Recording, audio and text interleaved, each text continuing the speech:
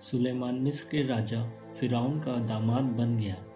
उसने फ़िरौन की पुत्री से विवाह किया और जब तक उसने अपना महल, प्रभु का निवास और यरूशलेम की चारदीवारी नहीं बनवा ली, तब तक उसे दाऊद नगर में ही रखा। लोग अब तक पहाड़ी पूजा स्थानों पर उपासना किया करते थे, क्योंकि उस समय तक प्रभु के नाम पर कोई मंदिर नहीं बनवाया गया था। सुलेमान को प्रभु से प्रेम था और वो अपने पिता दाऊद के विधानों के अनुसार कार्य करता था, लेकिन वो पहाड़ी पूजा स्थानों पर बलि चढ़ाता और धूप दिया करता था। सुलेमान बलि चढ़ाने गिबओन गया, क्योंकि ये बलि चढ़ाने की मुख्य पहाड़ी थी। सुलेमान ने वहाँ की वेदी पर 1000 होम बलियाँ चढ़ाई। गिबओन में प्रभु रात को सुलेमान को स्वप्न में दिखाई दिया। ईश्वर ने कहा, बताओ मैं तुम्हें क्या दे दूं? सुलेमान ने ये उत्तर दिया, तू मेरे पिता अपने सेवक दाऊद पर बड़ी कृपा करता रहा। वो सच्चाई, न्याय और निष्कपट हृदय से तेरे मार्ग पर चलते रहे, इसलिए तूने उन्हें एक पुत्र दिया जो अब उनके सिंहासन पर बैठा है। प्रभु मेरे ईश्वर, तूने अपने इस सेवक को अपने पिता दाऊद के स्थान पर राजा बनाया, लेकिन मैं अभी छोटा हूँ। मैं ये नहीं जानता कि मुझे क्या करना चाहिए।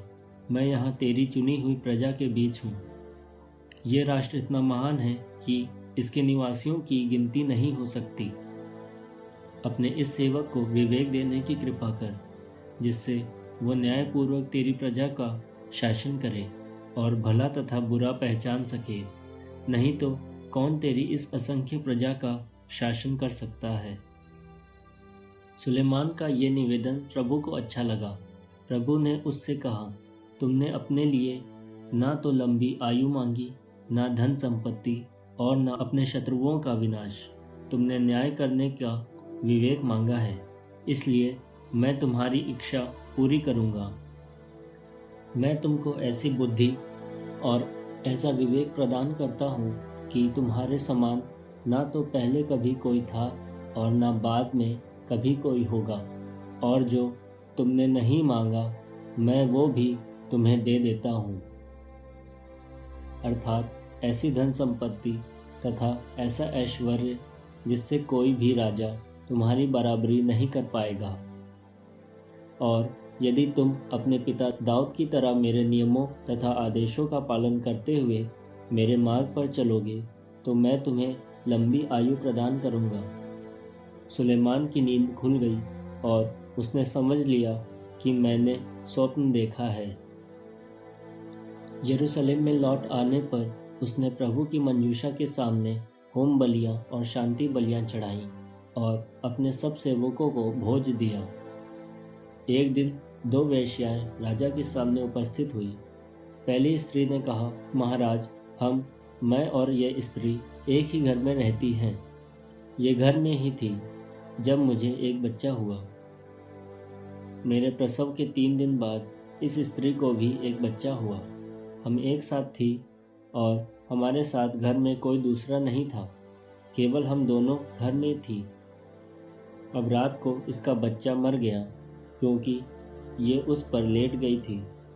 आधी रात को उठकर वो मेरे बच्चे को मेरे पास से उठा ले गई, जब मैं आपकी ये दासी सोई हुई थी, और उसे अपने गोद में रख लिया। फिर ये अपने मृत बच्चे को मेरी गोद में रख गई। जब मैं सवेरे अपने बच्चे को दूध पिलाने उठी तो मैंने देखा कि वो मरा पड़ा है, लेकिन जब अधिक प्रकाश हो जाने पर मैंने उसकी ओर ठीक से देखा तो मालूम हुआ कि ये बच्चा मेरा नहीं है। इस पर दूसरी स्त्री कहने लगी, नहीं, मेरा बच्चा जीवित है, तुम्हारा बच्चा मरा है। पहली स्त्री ने कहा, नहीं, तुम्हारा बच्चा मरा है, मेरा बच्चा जीवित है। इस प्रकार वे दोनों राजा के सामने झगड़ती रहीं। इस पर राजा ने कहा, ये कहती है कि मेरा बच्चा जीवित है और तेरा बच्चा मरा है, और वो कहती है कि नहीं, तेरा बच्चा मरा है और मेरा बच्चा जीवित है। तब राजा ने एक तलवार लाने की आज्ञा दी। तलवार राजा के पास लाई गई। तब राजा ने आदेश दिया, इस जीवित बच्चे के 2 टुकड़े कर दो और एक टुकड़ा इसको दे दो और दूसरा उसको। जिस स्त्री का बच्चा जीवित था उसका हृदय वात्सल्य से भर गया और उसने राजा से कहा, महाराज, जीवित बच्चे को उसको दे दीजिए, उसका वध मत कीजिए। परंतु दूसरी स्त्री ने कहा, नहीं, वो ना मेरा रहे ना तेरा, उसके 2 टुकड़े कर दो।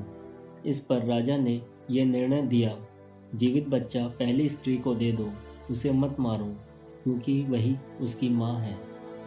जब सारे इज़राइल ने राजा का ये निर्णय सुना, तब लोग आश्चर्यचकित हो उठे, क्योंकि उन्होंने देखा कि राजा में न्याय करने की ईश्वरीय प्रज्ञा है।